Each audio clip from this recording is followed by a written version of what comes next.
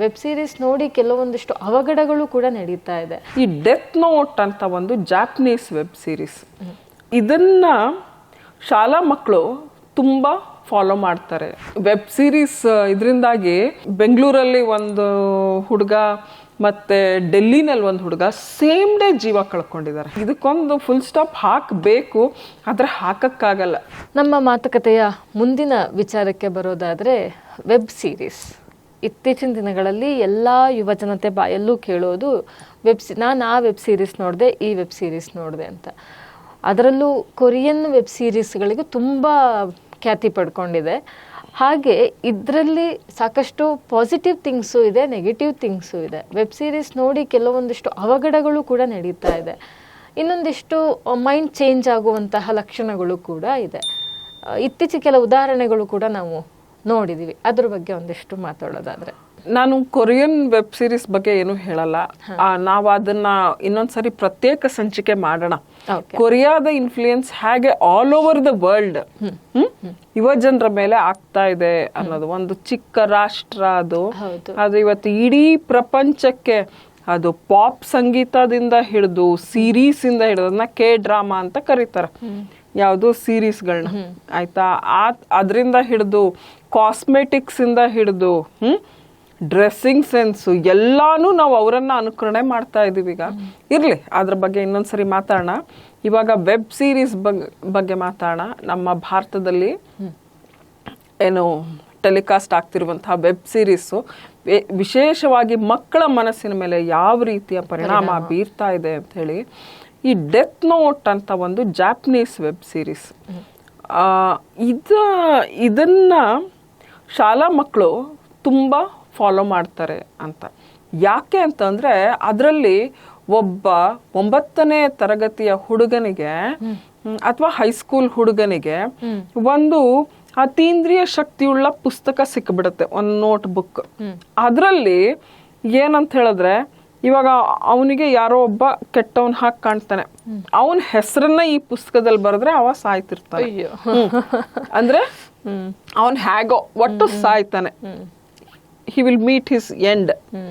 So ಇದು ಒಂಥರ. ಆಮೇಲೆ ಗುಡ್ ಥಿಂಗ್ಸ್, ಬ್ಯಾಡ್ ಥಿಂಗ್ಸ್ ಇವೆಲ್ಲ ಇದೆ ಅದರಲ್ಲಿ, ಇಲ್ಲ ಅಂತಿಲ್ಲ. ನಾವು ಏಕ್ದಮ್ ಅದ್ ಕೆಟ್ಟದು ಅಂತಾನೂ ಇಲ್ಲ. ಆದ್ರೆ ಒಂದ್ ಹೇಳ್ತೀನಿ, ಅಪ್ಪ ಅಮ್ಮನ ಜವಾಬ್ದಾರಿ ಇತ್ತೀಚಿನ ದಿನಗಳಲ್ಲಿ ಇದೇನಂದ್ರೆ ಚಾಲೆಂಜಸ್ ಆಫ್ ಪೇರೆಂಟಿಂಗ್ ಇದೆಯಲ್ಲ, ಅದು ಬಹಳ ದೊಡ್ಡ ಪ್ರಮಾಣದಲ್ಲಿ ಇದೆ. ಈಗ ಮುಂಚಿನ ಹಂಗೆ ಮಕ್ಕಳು ಕಲ್ ತಿಂತ್ಯ ಬಸ್ಮ ಹುಲ್ ತಿಂತ್ಯ ಬಸ್ಮ ಅಂತಂತಿದ್ವಲ್ಲ ಮಕ್ಕಳು, ಈಗ ಆಗಲ್ಲ. ಈಗ ಎಲ್ಲ ಅಪ್ಡೇಟ್ ಅನ್ನೋ ಪ್ರಶ್ನೆ ಮಾಡ್ತಾರೆ, ನಿಂಗೇನ್ ಗೊತ್ತು, ನಿಂಗೇನ್ ಗೊತ್ತು, ಸುಮ್ನಿರು, ನಿನಗ್ ಗೊತ್ತಿಲ್ಲ, ಸುಮ್ನಿರು. ಅಪ್ಪ ಅಮ್ಮಂಗ ಅವ್ರು ಹೇಳೋ ಮಾತು. ಯಾಕೆ ಈ ತರದಿದು ಅಂದ್ರೆ, ನಮಗೆ ಮಕ್ಕಳು ಏನ್ ಮಾಡ್ತಿದ್ದಾರೆ, ಏನ್ ನೋಡ್ತಿದ್ದಾರೆ ಅಂತ ನಾವು ಗಮನಿಸುವಂತ ವ್ಯವಧಾನ ನಮಗಿಲ್ಲ. ನಮಗೆ ಪುರುಸೊತ್ತೇ ಇಲ್ಲ ಅದ್ರ ಬಗ್ಗೆ. ನಾವು ಅಮ್ಮಂದ್ರು ಸೀರಿಯಲ್ಗಳನ್ನ ನೋಡ್ತಾನೋ ಅಥವಾ ಯಾರ ಜೊತೆನಾದ್ರೂ ಮಾತಾಡ್ತಾನೋ, ಇಲ್ಲ ಫೋನ್ ನಲ್ಲಿ ನಾವು ಬ್ಯುಸಿ ಇರ್ತೀವಿ. ಅಪ್ಪಂಗ್ ಬಿಡಿಯಪ್ಪ, ಅವರು ಹೊರಗಡೆ ದುಡಿಯೋರು ಅಂತದ್ದು. ಹಂಗನ್ಬಿಟ್ಟು ಎಲ್ಲಾ ಅಮ್ಮಂದ್ರು ಏನ್ ಗೃಹಿಣಿಯರಲ್ಲ, ಅವರು ಎಲ್ಲ ವರ್ಕಿಂಗ್ ವಿಮೆನ್ ಇದಾರೆ. ಈಗ ಎಲ್ಲಾರ ಮನೆಯಲ್ಲೂ ಒಂದಲ್ಲ ಒಂದ್ ರೀತಿನಲ್ಲಿ they are actually engaged in outside work. ಹಾಗಿರುವಾಗ ಮಕ್ಕಳ ಕಡೆ ಗಮನ ಕೊಡೋರು ಯಾರು? ಅಜ್ಜಿ ತಾತಂಗಂತೂ ಬಿಡಿ, ಈಗಿನ ಮಕ್ಳು ಕೇರೇ ಮಾಡಲ್ಲ, ಏನು ಕೇರ್ ಮಾಡಲ್ಲ. ಹೇಳ್ತೀನಿ ಅಂದ್ರೂ ಕೇಳಲ್ಲ. They are not interested also. ಅದೇನು ಈ ಮೊಬೈಲೇ ಅಪ್ಪ ಅಮ್ಮ ಅಜ್ಜಿ ಬಂಧು ಬಳಗ ಎಲ್ಲ ಇರೋದ್ರಿಂದ ಅದೇ ಗೈಡ್, ಅದೇ ಮೆಂಟರ್. ಹಾಗಾಗ್ಬಿಟ್ಟಿದೆ. ಯಾವತ್ತೂ ಅಪ್ಪ ಅಮ್ಮಂದ್ರು ಮಕ್ಕಳ ಡಿಜಿಟಲ್ ಅವರ್ಸ್ ಅದನ್ನ ನೀವು ಫಿಕ್ಸ್ ಮಾಡಬೇಕು. ಆಮೇಲೆ ಅವ್ರ ಹತ್ರ ಮಾತಾಡಬೇಕು, ಅವರಿಗೆ ಟೈಮ್ ಕೊಡಬೇಕು, ಜೊತೆಯಲ್ಲಿ ಇರಿಸ್ಕೊಳ್ಳಿ. ನೀವು ಮಕ್ಕಳು ಶಾಲೆಗೆ ಹೋದಾಗ ಅಥವಾ ಮಕ್ಕಳು ಓದ್ತಾ ಇರುವಾಗ್ಲೂ ಅವ್ರ ಆ ಟೈಮಲ್ಲಿ ಬೇಕಾದ್ರೆ ನಿಮ್ಮ ಕೆಲಸಗಳನ್ನ ಮಾಡ್ಕೊಳ್ಳಿಕ್ಕೆ ಹೋಗಿ. ಆಮೇಲೆ ಇನ್ನೊಂದೇನಂದ್ರೆ, ಮಕ್ಕಳು ಏನ್ ಓದ್ತಿದಾರೆ, ಪುಸ್ತಕನೇ ಓದ್ತಿದಾರೋ, ಪುಸ್ತಕದೊಳಗೆ ಇನ್ನೇನಾರು ಇಟ್ಕೊಂಡು ನೋಡ್ತಿದಾರೋ, ಇದನ್ನೆಲ್ಲ ಗಮನಿಸ್ಬೇಕು. ಮಕ್ಕಳಿಗೆ ಮೊಬೈಲ್ ಇಷ್ಟೊತ್ತಿಂದ ಇಷ್ಟೊತ್ತು ಅಷ್ಟೇ, ಆಮೇಲೆ ಇಂಥದ್ ಮಾತ್ರ ನಿನಗೆ ನೋಡ್ಲಿಕ್ಕೆ ಪರ್ಮಿಷನ್ ಇದೆ. ಟಿವಿ ಅದೇ ಟಿವಿಯಲ್ಲೂ ಅಷ್ಟೇ ಚೈಲ್ಡ್ ಲಾಕ್ ಹಾಕ್ಬೇಕು. ಇದೆಲ್ಲ ಏನ್ ಹೊಸದೇನು ಅಲ್ಲ, ಎಲ್ಲ ಹಳೇದೇನೆ. ಬಹುಶಃ ಈಗ ಒಂದು 10-15 ವರ್ಷದಿಂದ ಇಂಥವೆಲ್ಲ ಟ್ರೆಂಡ್ ನಡೀತಾ ಇದೆ.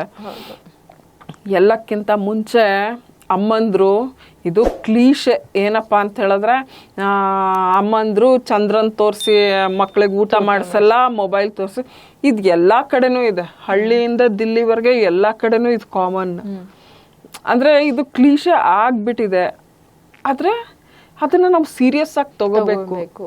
ಮಕ್ಕಳಿಗೆ ಪಕ್ಷಿಗಳ ಬಗ್ಗೆ ಹೇಳಿ, ಪಕ್ಷಿಗಳ ಬಗ್ಗೆ, ಮರ ಗಿಡಗಳ ಬಗ್ಗೆ ಹೇಳಿ, ಯಾವ್ಯಾವ ಗಿಡದ ವಿಶೇಷ ಏನಿದೆ, ಹೂಗಳ ಬಗ್ಗೆ ಹೇಳಿ, ಹಣ್ಣು ಕಾಯಿಗಳ ಬಗ್ಗೆ ಹೇಳಿ, ಹೇಳ್ತಾ ತಿನ್ನಿಸಿ, ತೋರಿಸಿ ತಿನ್ನಿಸಿ. ಆಮೇಲೆ ತಿನ್ನೋದ್ರಲ್ಲಿ ಯಾವ್ಯಾವ್ದ್ರಲ್ಲಿ ಏನೇನ್ ಶಕ್ತಿ ಇದೆ ಅಂತ ಹೇಳ್ಬಿಟ್ಟು ತಿನ್ನಿಸ್ಬೇಕು. ನೋಡಿ, ಮಕ್ಕಳೆಲ್ಲ ಮಾಲ್ ನ್ಯೂಟ್ರಿಷನ್ ಇಂದ ತುಂಬಾ ಮಕ್ಕಳು ಸಫರ್ ಆಗ್ತಿದ್ದಾರೆ ಅಂತ ಹೇಳ್ತಾರೆ. ಯಾಕಂದ್ರೆ ಅವ್ರಿಗೆಲ್ಲ ಜಂಕ್ ಕಡೆನೆ. ಇವಾಗ ಸಿರಿಧಾನ್ಯದಲ್ಲಿ ಜಂಕ್ ಮಾಡ್ಲಿಕ್ಕೆ ಬರಲ್ವಾ? ಬರುತ್ತೆ, ಎಲ್ಲಾನು ಮಾಡ್ಬೋದು. ದೋಸೆಯಲ್ಲೇ ಪಿಜ್ಜಾ ಮಾಡಬಹುದು. ಈ ತರದ್ದೆಲ್ಲ ಮಾಡ್ಬೇಕು ಮಕ್ಕಳಿಗೆ. ಅಮ್ಮಂದ್ರು ಸ್ವಲ್ಪ ತಾಳ್ಮೆ ವಹಿಸಿ, ಸ್ವಲ್ಪ ಸೃಜನಶೀಲ ಇದನ್ನ ಬೆಳೆಸ್ಕೊಂಡು ಅಡುಗೆ ಮನೆಯಲ್ಲಿ ಸೃಜನಶೀಲ ಏನು ಚಟುವಟಿಕೆಗಳನ್ನ ಮಾಡ್ಬೇಕು. ಯಾವ ತರ ಅಂದ್ರೆ ದೋಸೆನ ಪಿಜ್ಜಾ ಮಾಡೋದು, ಬರ್ಗರ್ನ ಹೆಂಗ್ ಮಾಡ್ಬೋದು ನಾವು ಅಂತ ಹೇಳಿ. ಪಡ್ಡುನಲ್ಲಿ ಬರ್ಗರ್ ಮಾಡ್ಬೋದಲ್ವಾ? ಪಡ್ಡು ಅಂದ್ರೆ ಕೆಲವು ಕಡೆ ಗುಂತ್ಪಂಗ್ಲು ಅಂತಾರೆ. ಸೊ ಅದನ್ನ ಎರಡು ಇಟ್ಬಿಟ್ಟು ಅದ್ರ ಮಧ್ಯೆ ಏನಾರು ಒಂದು ಸೌತೆಕಾಯಿ ಟೊಮ್ಯಾಟೊ ಹಾಕ್ಬಿಟ್ಟು ನೀವೇ ಒಂಚೂರು ಬೆಣ್ಣೆ ಸೌರಿ ಅದ್ರ ಮೇಲೆ ಉಪ್ಪು ಖಾರ ಹಾಕಿ ಸ್ಟಫ್ ಮಾಡ್ಬಿಟ್ಟು ತಿನ್ನು. ಇದು ನೋಡು ಬರ್ಗರ್ ಯಾವ ತರ ಇದೆ. ಇಡ್ಲಿ ಬರ್ಗರ್ ಮಾಡ್ಬೋದು. ಇವೆಲ್ಲ ಮಾಡ್ಬೇಕು ಅಂತ ಹೇಳಿದ್ರೆ ಅವಾಗ ಇದಾಗತ್ತೆ. ಬಟ್ ಈ ವೆಬ್ ಸೀರೀಸ್ ಇದರಿಂದಾಗಿ ಈ ಮಗು ಇಲ್ಲೊಂದು ಬೆಂಗಳೂರಲ್ಲಿ ಒಂದು ಹುಡುಗ ಮತ್ತೆ ಡೆಲ್ಲಿನಲ್ಲಿ ಒಂದು ಹುಡುಗ ಸೇಮ್ ಡೇ ಜೀವ ಕಳ್ಕೊಂಡಿದ್ದಾರೆ. Same day. ಈ ಹುಡುಗ ಆತ್ಮಹತ್ಯೆ ಮಾಡ್ಕೊಂಡಿದ್ದಾನೆ. ಅವನು ಸತ್ತು ಬಿದ್ದುಬಿಟ್ಟಿದ್ದ ಹುಡುಗ, ಯಾರು ಡೆಲ್ಲಿ ಅವನು ಅಷ್ಟೇ. ಅವತ್ತು ಇಡೀ ದಿನ ಮೊಬೈಲ್ ನೋಡಿದಾನೆ, ಯೂಟ್ಯೂಬ್ ನೋಡಿದಾನೆ. ಆಮೇಲೆ ನೋಡ್ತಾರೆ ಅಂದ್ರೆ ಮಕ್ಕಳು ಯಾವ್ದನ್ನ ನೋಡ್ತಾರೆ, ಇದನ್ನ ನೋಡ್ಲೇಬೇಕು ನಾವು. ಈ ಹುಡುಗ, ಈ ಬೆಂಗಳೂರಿನ ಹುಡುಗಂದು ಈ ಡೆತ್ ನೋಟ್ ಸೀರೀಸ್ ಅವ್ನು ನೋಡಿ ಸಾವು ಅಪ್ಪಿದಾನೆ ಅಂತ ಹೇಳಲಿಕ್ಕಿಲ್ಲ. ಆದ್ರೆ ಅವನ ಪ್ರತಿಯೊಂದು ಚಟುವಟಿಕೆಗಳು, ಅವನ ರೂಮ್ನ ಎಲ್ಲ ಚೆಕ್ ಮಾಡಿದಾಗ ಅವಾಗ ಅಪ್ಪ ಅಮ್ಮನಿಗೆ ಗೊತ್ತಾಗಿದ್ದು ಏನಪ್ಪಾ ಅಂತ ಹೇಳಿದ್ರೆ, ಅವನು ಒಂದ್ ಕಡೆ ಚಿತ್ರ ಬರೆದಿದ್ದ. ಆ ಡೆತ್ ನೋಟ್ ವೆಬ್ ಸೀರೀಸ್ ಅಲ್ಲಿ ಬರುವಂತ ಒಂದು ಕ್ಯಾರೆಕ್ಟರ್ನ ಚಿತ್ರ ಬರೆದಿದ್ದ. ಅದರಿಂದ ಪೊಲೀಸರು ಓಹೋ, ಯಾಕೆಂದ್ರೆ ಆ ಡೆತ್ ನೋಟ್ ಅಲ್ಲಿ ಈ ತರ. ಆಮೇಲೆ ಅದು ಈ ಡಾರ್ಕ್ ವೆಬ್ ಸೀರೀಸ್ ಅಂತ ಹೇಳಿದ್ರೆ ಮನಸ್ಸನ್ನ ಆಹ್ಲಾದ ಉಲ್ಲಾಸಗೊಳಿಸಲ್ಲ, ಖಿನ್ನತೆ ಕಡೆ ಕರ್ಕೊಂಡೋಗುತ್ತೆ. ಈ ಮಕ್ಕಳನ್ನ ಖಿನ್ನತೆ ಕಡೆ ಕರ್ಕೊಂಡೋಗುವಂತ ಯಾವುದೇ ಶೋನು ತಾವು ದಯಮಾಡಿ ತೋರಿಸ್ಬೇಡಿ.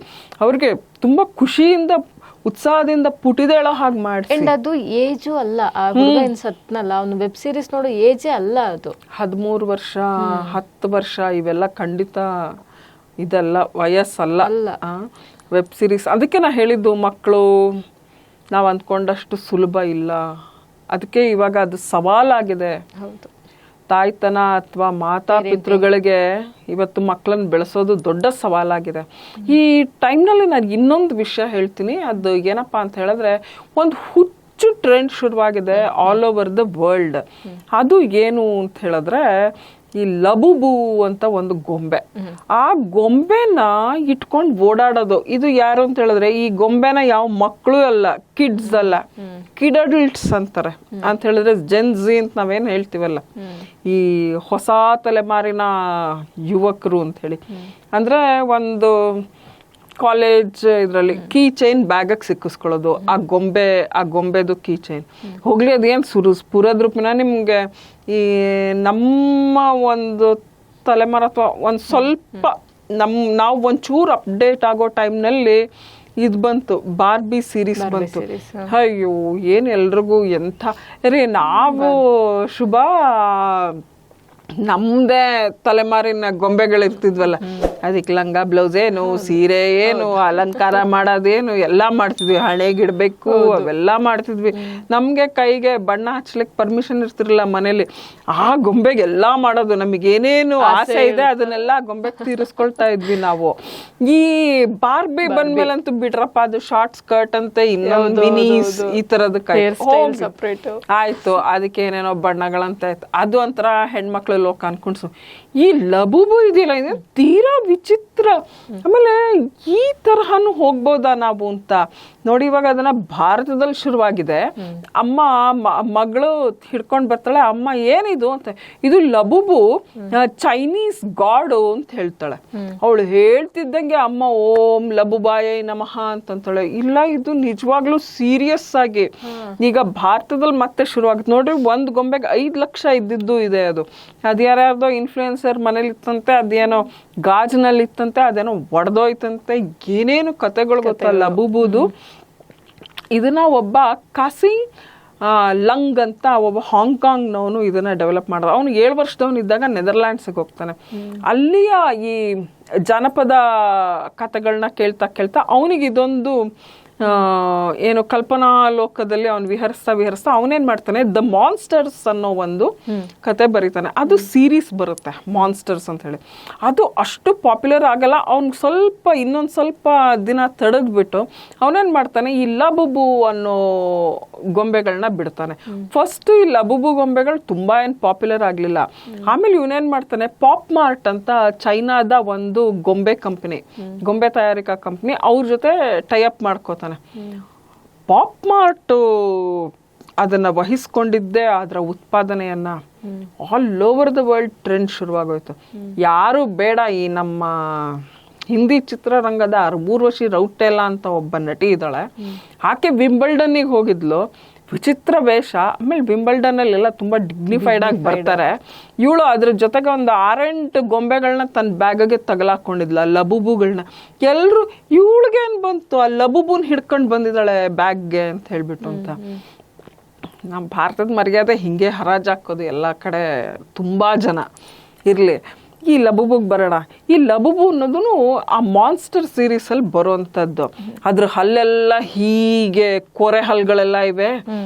ಏನ್ ಹೇಳ್ತೀರಿ, ಇದು ಯಾವ ಸೌಂದರ್ಯ, ಇದು ಏನ್ ಚಂದ ಗೊತ್ತಿಲ್ಲ. ಅದ್ರಲ್ಲೂ 100 ಕ್ಯಾರೆಕ್ಟರ್ಸ್ 100 ಥರದ್ ಬಿಡ್ತೀವಿ ಅಂತ ಹೇಳ್ಬಿಟ್ಟು ಬೇರೆ ಅವ್ರು ಹೇಳಿದ್ದಾರೆ. ಆಮೇಲೆ ಬೇಕಂತ ಇದು ಸ್ಕೇರ್ಸಿಟಿನ ಮಾಡೋದು, ಅಲಭ್ಯತೆ ಮಾಡ್ಬಿಡೋದು ಏನು ಮಾರ್ಕೆಟ್ ಅಲ್ಲಿ. ಅವಾಗ ಜನ ನಮಗ್ ಬೇಕೇ ಬೇಕು ಅಂತ ಹೇಳಿ ಅದಕ್ಕೆ ಅದ್ರ ಹಿಂದೆ ಹೋಗೋದು. ಸೊ ಈ ಥರದ್ದೆಲ್ಲ ಮಾಡ್ತಾ ಇದ್ವಿ. ಎಲ್ಲ ಮಾರ್ಕೆಟಿಂಗ್ ಸ್ಟ್ರಾಟಜೀಸ್. ನಾನು ಹೇಳೋದು, ಆ ಚೋಟಾ ಭೀಮ್ ಅಂತ ಚುಟುಕಿ ಅಂತ ಇವನ್ನೆಲ್ಲ ನೋಡ್ತಿದ್ವಿ. ನಾವು ಹೋಗಿ ಆ ಲಬುಬು ಇದು ಮಾಡ್ತಿದ್ವಿಲ್ಲ. ನನಗೆ ನಿಜವಾಗ ಅನ್ಸಿದ್ಯೇನು ಗೊತ್ತಾ, ಮಹಿಷಾಸುರನ್ ಗೊಂಬೆ ತಗೊಂಡಿಟ್ಕೊಂಡ್ರೆ ಹೆಂಗಿರುತ್ತೆ ಅಂತ ಅನ್ನಿಸ್ತು ಶುಭ. ನಿಜವಾಗ್ಲೂ ಒಳ್ಳೆ ಮಹಿಷಾಸುರನ್ ಗೊಂಬೆ ಇಟ್ಕೊಂಡ್ ಬಿಟ್ರೆ ಹೆಂಗಿರುತ್ತೆ ಅಂತ. ಅಥವಾ ಈ ದೃಷ್ಟಿ ಬೊಂಬೆ ಮನೆ ಮೇಲೆ ನೇತಾಕ್ತಿವಲ್ಲ, ಆ ತರದ್ ಇದ್ ಮಾಡ್ಬೋದೇನಂದ್ರೆ stuff doll okay fine, soft doll ಅದ್ರ ಪ್ರಶ್ನೆ ಅಲ್ಲ. ನಾವ್ ಯಾವ ತರಹ ಹುಚ್ಚು ಕ್ರೇಜ್ಗಳನ್ನ ಇವಾಗ ಫಾಲೋ ಮಾಡ್ತಾ ಇದೀವಿ ಅಂತ ಹೇಳಿ. ಈ ಲಬುಬು ಕತೆ ಹಿಂಗೆ ಇರಲಿ. ಇನ್ನು ಅದಕ್ಕೆ ಇದಕ್ಕೊಂದು ಫುಲ್ ಸ್ಟಾಪ್ ಹಾಕಬೇಕು, ಆದರೆ ಹಾಕಕ್ಕಾಗಲ್ಲ, ಅಷ್ಟು ಸುಲಭ ಇಲ್ಲ. ಅಂದ್ರೆ ಅಪ್ಪ ಅಮ್ಮನೇ ಸ್ವಲ್ಪ ತಿಳುವಳಿಕೆ ಹೇಳಬೇಕು, ಅಂಥದ್ದನ್ನ ಬೆಳೆಸ್ಬೇಕು. ಅಪ್ಪ ಅಮ್ಮ ಹೇಳಿ ಬೆಳೆಸ್ಬೇಕು. ಶಾಲೆಗಳಲ್ಲಿ ಟೀಚರ್ಸ್ ಹೇಳಬೇಕು ಇದನ್ನ. ನೀವು ನೋಡಿ, ಚೆಕ್ ಮಾಡಿ ನೋಡಿ ಲಬುಬು ಹೆಂಗಿದೆ ಅಂತ ಹೇಳ್ಬಿಟ್ಟು. ಇನ್ನು ಇನ್ನೊಂದು ವಿಷಯ, ಮಹಿಷಾಸುರ ಅಂತ ಹೇಳಿದಾಗ ನಾನು ಅಸೆಂಬ್ಲಿ ಪ್ರೊಸೀಡಿಂಗ್ಸ್ನ ಫಾಲೋ ಮಾಡ್ತಾ ಇದ್ದೆ. ಕರ್ನಾಟಕ ಲೆಜಿಸ್ಲೇಟಿವ್ ಅಸೆಂಬ್ಲಿ, ಕರ್ನಾಟಕ ವಿಧಾನಸಭೆದು. ಅದರಲ್ಲಿ ಸಿಂಧನೂರು ಶಾಸಕರಾದ ಹಂಪನಗೌಡ ಬಾದರ್ಲಿ ಅವರು ರಾಯಚೂರು ಜಿಲ್ಲೆಯ ಆಸುಪಾಸು ಒಳ ಹೊರಗೆ ಇರುವಂತಹ ಏನು ಪ್ರವಾಸಿ ತಾಣಗಳನ್ನು ಅಭಿವೃದ್ಧಿ ಪಡಿಸ್ಬೇಕು ಅಂತ ಹೇಳಿ ಕೇಳ್ಕೊತಾರೆ. ಅದರಲ್ಲಿ ಒಂದು ಹೆಸರು ಅಂಬಾ ಮಠ ಅಂತ. ನನಗಿದುವರೆಗೂ ಅಂಬಾ ಮಠ ಅನ್ನೋ ಹೆಸರು ಕೇಳಿರ್ಲಿಲ್ಲ. ಹಾಗಾಗಿ ನಾನು ಅಂಬಾ ಮಠದ ಬಗ್ಗೆ ನಿಮ್ಮ ಹತ್ರ ಪ್ರಸ್ತಾಪ ಮಾಡಿದೆ. ಅವಾಗ ನೀವು ಅದ್ರ ಡೀಟೇಲ್ಸ್ ಎಲ್ಲ ಹುಡುಕ್ಬಿಟ್ಟು ಕೊಟ್ರಿ. ಏನು ಅಂದ್ರೆ ಅಂಬಾ ಭವಾನಿಗೆ ಸೇರಿದಂತಹ ಒಂದು ಏನು ಐತಿಹಾಸಿಕ ದೇವಾಲಯ ಇದು. ಸೊ ಇದಕ್ಕೆ ಲಕ್ಷಾಂತರ ಜನರು ಬರ್ತಾರೆ, ಭಕ್ತರು ನಡ್ಕೊಳ್ತಾರೆ. ಹಾಗಾಗಿ ಇದನ್ನ ಧಾರ್ಮಿಕ ಪ್ರವಾಸಿ ತಾಣವಾಗಿ ಅಭಿವೃದ್ಧಿ ಪಡಿಸಿ. ಇವಾಗ ಚಾಮುಂಡೇಶ್ವರಿಯ ಬೆಟ್ಟ ಇರ್ಬೋದು ಮೈಸೂರಲ್ಲಿ, ಅಥವಾ ಬನಶಂಕರಿ ಇರ್ಬೋದು, ಆ ತರಹ ಅಂಬಾ ಮಠಕ್ಕೆ ಆ ಒಂದು ಸ್ಥಾನಮಾನ ಕೊಡಿ ಅಂತ ಹೇಳ್ಬಿಟ್ಟು ಹಂಪನಗೌಡ ಬಾದರ್ಲಿ ಕೇಳ್ಕೊಂಡ್ರು. ಅವಾಗ ಅದಕ್ಕೆ ಕಾನೂನು ಸಚಿವ ಮತ್ತು ಪ್ರವಾಸೋದ್ಯಮ ನೋಡ್ಕೊಳ್ಳುವಂತ HK ಪಾಟೀಲ್ ಅವ್ರು ಹೇಳಿದ್ರು, ನಾವು ಅದನ್ನ ಪ್ರಸ್ತಾವ ಅಂಗೀಕರಿಸಿದ್ವಿ, DC-ಗಳ ಮೂಲಕ ಅದು ಬರಬೇಕು, ನೀಲನಕ್ಷೆ ತಯಾರಿಸ್ಬಿಟ್ಟು ಬರ್ಲಿ, ನಾವು ಅದನ್ನ ಅಂಗೀಕಾರ ಮಾಡಿಕೊಡ್ತೀವಿ, ಅನುಷ್ಠಾನ ಆಗುತ್ತೆ ಆ ಯೋಜನೆ ಅಂತ ಹೇಳ್ಬಿಟ್ಟು ಹೇಳಿದ್ರು. ನೀವು ಅದನ್ನ ಡೀಟೇಲ್ಸ್ ಕೊಟ್ಟ ಮೇಲೆ ನಾನು ಗಮನಿಸಿದ್ದು ಒಂದು ವಿಶೇಷ ಏನು ಅಂತ ಹೇಳಿದ್ರೆ, ಆ ಅಂಬಾಮಠ, ಆ ದೇವಸ್ಥಾನ ಅದೆಲ್ಲ ಓಕೆ, ಅಲ್ಲಿ ಮಹಿಷಾಸುರನ ವಿಗ್ರಹ ಇದೆ, ಅದನ್ನ ಕಟ್ಟದ್ ನಿಲ್ಸಿದ್ದಾರೆ. ಏನ್ ನಂಗೆ ಫುಲ್ ಶಾಕ್ ಮತ್ತೆ ಆಶ್ಚರ್ಯ. ಯಾಕೆ ಅಂತ ಹೇಳಿದ್ರೆ ನಾವು ಮೈಸೂರಲ್ಲಿ ಮಾತ್ರ ನೋಡಿದ್ದು. ಇವಾಗ ಈ ಲಬುಬು ಇದೆಲ್ಲ ಹೇಳಿದ್ರೆ ನಮ್ಗೆ ರಾತ್ರಿ ಯಾವಾಗ್ಲಾದ್ರೂ ಚಾಮುಂಡಿ ಬೆಟ್ಟಕ್ಕೆ ಹೋದ್ರೆ ಅಯ್ಯೋ ಕಣ್ಣಿಗೆ ಕೆಂಪು ದೀಪ ಹಾಕಿದಾರೆ ಅಂತ ಎಷ್ಟು ಭಯ ಪಡ್ತಿದ್ವಿ ಮಕ್ಕಳು ಅಂತ ಹೇಳಿದ್ರೆ, ಅಷ್ಟಿಷ್ಟಲ್ಲ. ಆಮೇಲೆ ಕೊನೆಗೆ ಸಾರ್ವಜನಿಕರು ತಕರಾರು ಎತ್ತಿದ್ರು ಅನ್ನೋ ಕಾರಣಕ್ಕೆ ಮಹಿಷಾಸುರನ ಕಣ್ಣಲ್ಲಿ ಅಳವಡಿಸಲಾಗಿದ್ದ ಕೆಂಪು ದೀಪವನ್ನ ತೆಗೆದು ಬಿಟ್ರು. ನಾರ್ಮಲ್ ಆಗಿರ್ಲಿ ಅಂತ ಹೇಳ್ಬಿಟ್ಟು, ಸ್ವಲ್ಪ ರೋಚಕತೆ ಕೊಡೋಣ ಅಂತ ಹೇಳ್ಬಿಟ್ಟು ಏನೋ ಕೆಂಪು ದೀಪ ಹಾಕಿದ್ರು ಕಣ್ಣಿಗೆ. ನಾನು ಆ ಮಹಿಷಾಸುರ ನೋಡಿದಾಗ ಇಲ್ಲಿ ನೋಡ್ತೀನಿ, ಇಲ್ಲೂ ಮಹಿಷಾಸುರ ಇದೆ.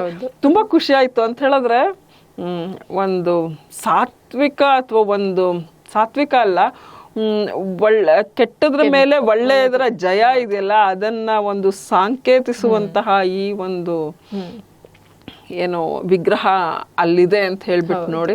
ನಾವು ಇದುವರೆಗೂ ಬರೀ ಮೈಸೂರಲ್ಲಿ ಮಾತ್ರ ಇದೆ ಅಂತ ಅನ್ಕೊಂಡಿದ್ವಿ. ಏನಂದ್ರೆ ಮೈಸೂರಷ್ಟು ದೊಡ್ಡದಾಗಿ ಇಲ್ಲ, ಸ್ವಲ್ಪ ಆದ್ರೂ ಇಲ್ಲೂ ಒಂದಿದೆ ಅಂತ ನೋಡಿ ಇದಾಯ್ತು.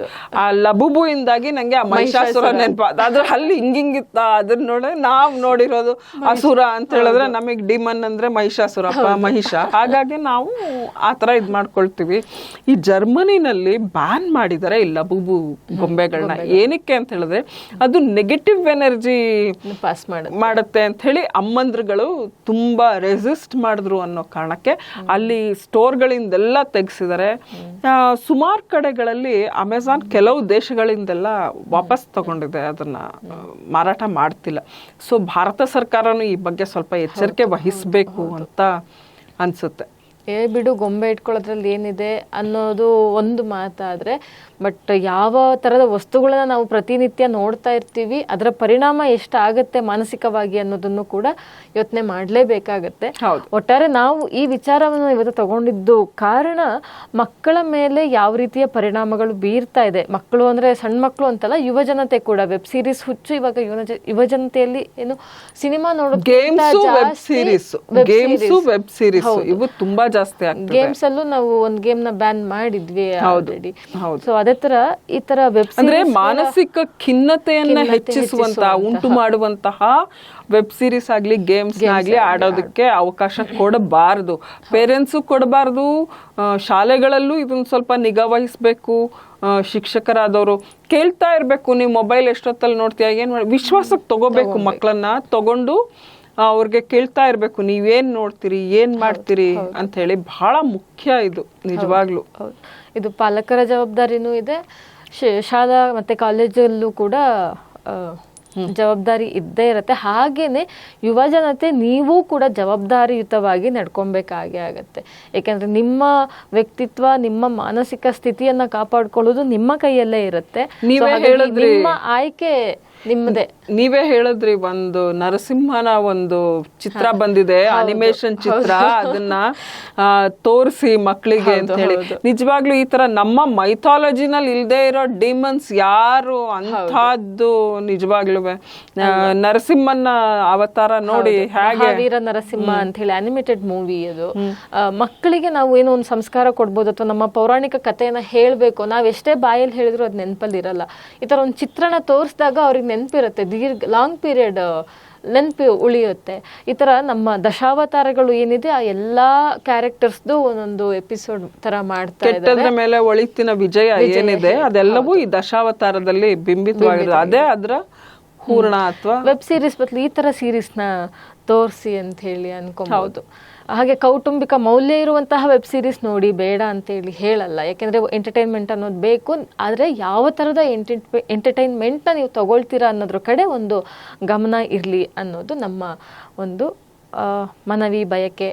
Idle mind is devil's workshop ಇದೆಯಲ್ಲ, ಅದು ಈ ತರಹದ ಅಂದ್ರೆ ನಾವೇನೋ ಖಾಲಿ ಕುಳಿತಾಗ ಏನೋ ಬೇಜಾರಾಗ್ತಿರುತ್ತೆ, ನೋಡೋಣ ಅಂತ ಹೇಳ್ಬಿಟ್ಟು ಮೊಬೈಲ್ ಅಲ್ಲೋ ಯಾವ್ದ್ರಲ್ಲೋ ಇದನ್ನ, ಅದು ಅನಿಮೇಟೆಡ್. ಈ ಡೆತ್ ನೋಟ್ ಇದೆಯಲ್ಲ ಅದು ಅನಿಮೇಟೆಡ್ ಇದು ಮತ್ತೆ ವೆಬ್ ಸೀರೀಸ್. ಆದ್ರೂ ನೋಡಿ